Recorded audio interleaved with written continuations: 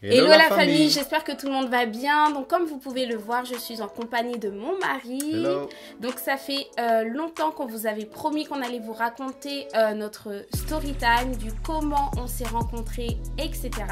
Donc voilà, chose promise, chose due. Donc c'est parti, n'oubliez pas avant de continuer cette vidéo de mettre un petit pouce bleu, de partager un max dans votre entourage et surtout de vous abonner et de commenter la vidéo. Yes. Donc voilà, allez, let's go, c'est parti.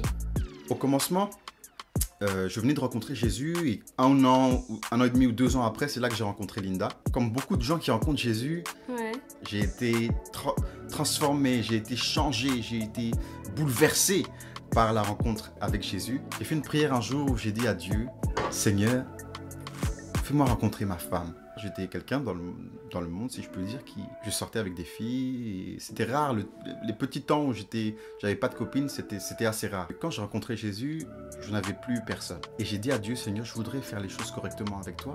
Et je voudrais avoir du coup la femme de ma vie. Et j'ai oublié cette prière, je l'ai fait qu'une seule fois. À cette période à peu près, je suis rentré dans un nouveau travail. J'ai travaillé en tant que hôte polyvalent au KFC à cette époque-là. Son premier jour, il est arrivé au KFC. C'était exactement à la période où ça n'allait plus du tout avec mon ex. Et en fait, ce qui s'est passé, c'est que très peu de temps après, finalement, ça s'est fini voilà, entre vous. Ouais, ça s'est fini pas 3 semaines après. Et c'est hyper drôle parce que quelques temps après, un soir, je suis allé en salle de pause avec un ami à moi. Et ce qui s'est passé ce jour-là, c'est que elle était en train de manger avec une autre amie à elle. Et moi, j'arrive avec l'autre amie et puis on mange ensemble à la salle de pause. Et vous savez qu'est-ce qu'elle dit? Elle dit, parce que son ex, c'est un malgache.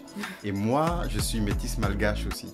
Ce qui s'est passé, c'est que dans la salle de pause, à côté de moi, on se parlait pas à cette époque. On se parlait pas à cette époque. Et elle disait comme ça, ouvertement, devant tout le monde, elle savait très bien que j'étais malgache en plus. Elle a dit ouvertement, elle a dit, si je me rappelle bien, plus jamais je ne sortirai avec un malgache de ma vie. Et moi, je suis à côté, j'entends ça, je dis, ok, elle sait que je suis malgache, je crois, alors. Linda et moi, on n'avait pas les mêmes horaires. J'avais mes cours la journée. Et après mes cours le soir, j'allais travailler au KFC jusqu'à minuit. Et en plus, Linda était assez hautaine en plus à cette époque-là. Pas n'importe qui pouvait lui parler, on pouvait pas accéder à Linda comme ça. Donc en plus de ça, c'est le genre de personne qui m'énervait déjà. Parce que j'aime pas les personnes comme ça, c'est difficile de lui parler. Et... Non, c'est pas que c'était difficile de me parler. Non, c'était pas difficile de te parler. Mais en fait, c'est que si tu ne calcules pas, je vais pas te calculer aussi. Pour récapituler, en gros, on se parlait pas. On se parlait pas, bref, ça passait pas entre nous. Ça passait pas entre nous. Voilà. Ah là, tu fais ta route, tu nettoies tes plateaux et moi je faisais, j'étais en caisse. Tu vends tes frites. Voilà, je vends mes frites et voilà, on se calculait pas. C'était à peine bonjour et encore. Franchement, ça passait pas. Ça passait pas.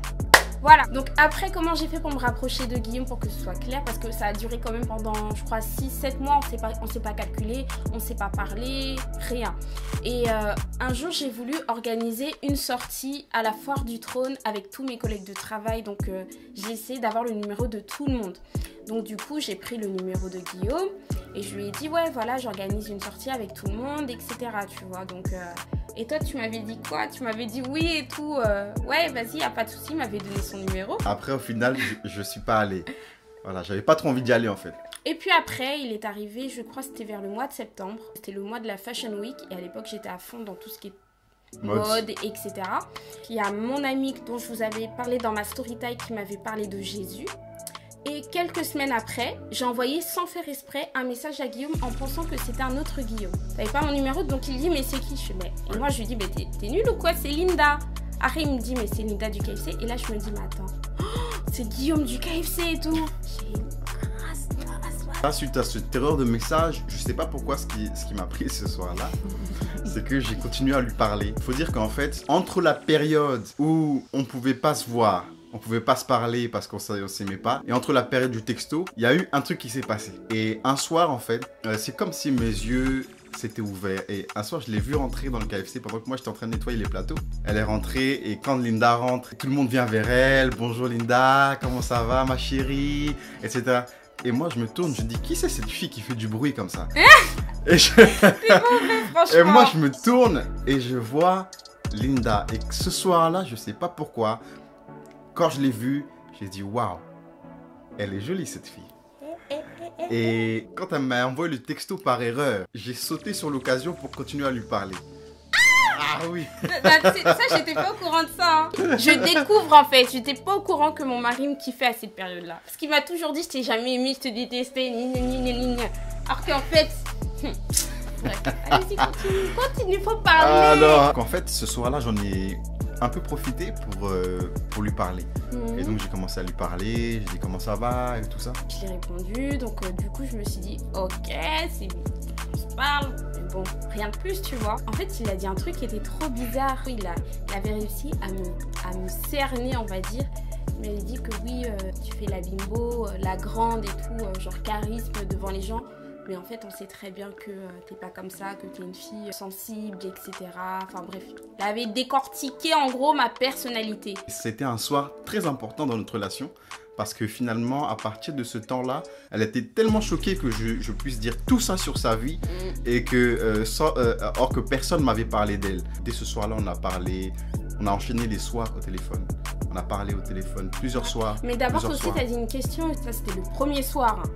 Elle a dit, ouais, est-ce que tu crois en Dieu? Je lui ai dit, bah oui, tout le monde croit en Dieu. Enfin, je lui ai posé la question. Donc voilà. Donc c'était la question trop bizarre durant la conversation, mais bon, c'était pas clair, hein. T'avais besoin de savoir. Oui, en fait, c'est parce que comme je t'ai dit que tu m'avais plu, comme tu m'avais intéressé, j'ai dit, est-ce que cette fille-là, elle croit pas en Dieu par hasard? Parce qu'elle me plaît bien. Parce que pour moi, c'était important que la personne avec qui j'allais me mettre soit chrétienne et croit en Dieu. Ça, c'était ma conviction. Je ne parle pas pour les gens en général. Donc, on se parlait tous les soirs au téléphone de tout et de rien, mais il me parlait aussi de Jésus. Donc, chaque soir, il me parlait de Jésus et tout. Et moi, petit par petit, je me posais des questions. J'écoutais.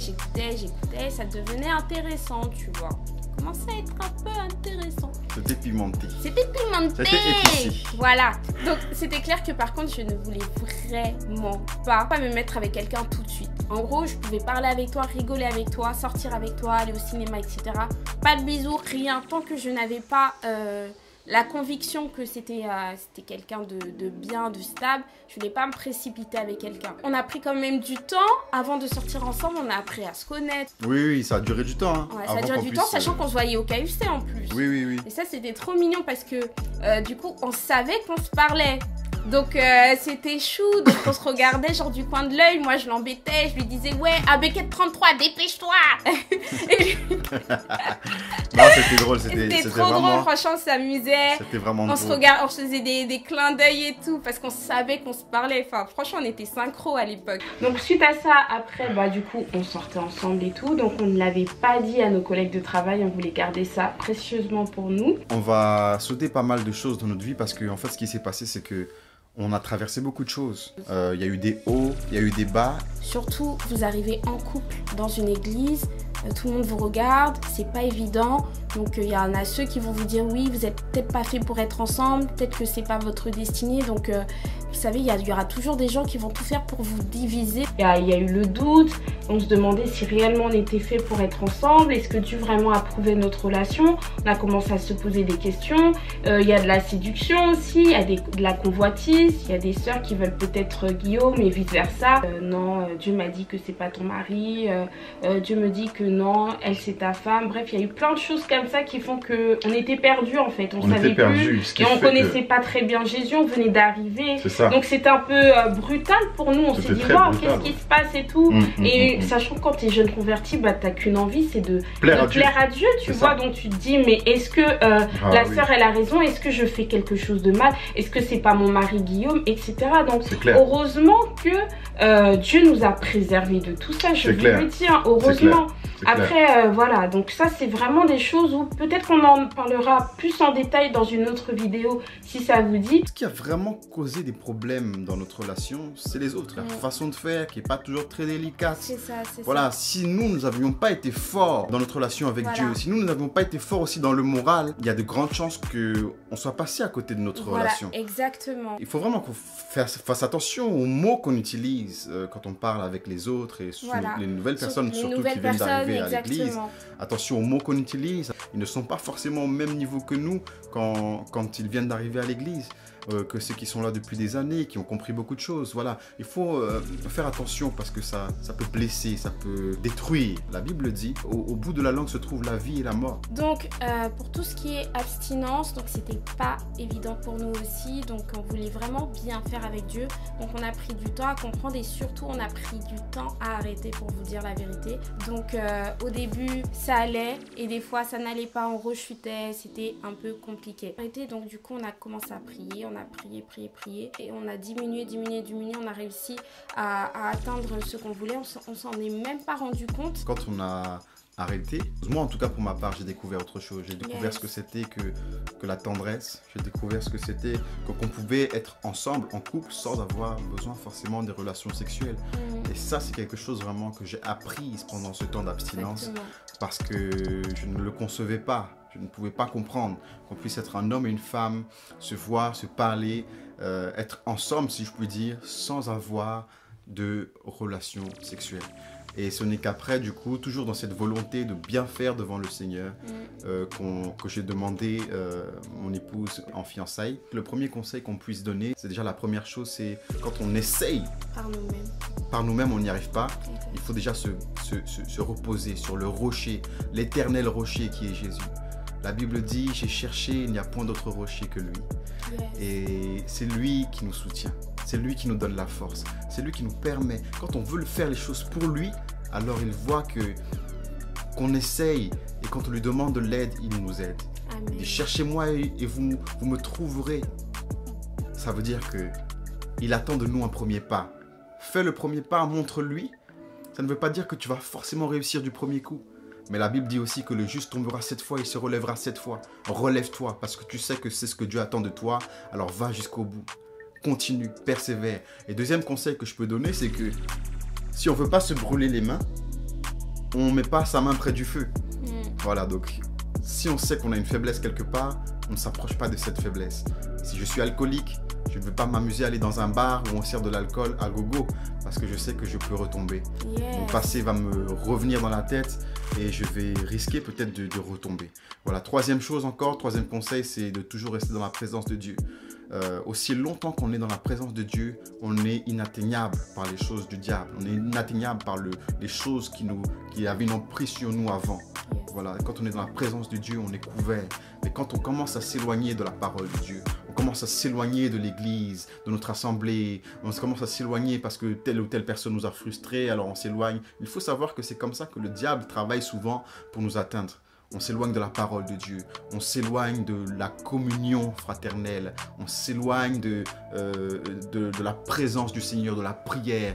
Et quand on voit ces signes-là qui commencent à arriver, tu peux être sûr que tu vas risquer très fortement de tomber dans les jours qui viennent après ça. C'est très dangereux, c'est très dangereux. Donc j'espère que cette vidéo vous aura plu. Sachez que nous, on a voulu réellement vous raconter notre histoire avec tout notre amour, avec simplicité, sans tricher, sans vous dire du blabla. C'était pas du tout notre but.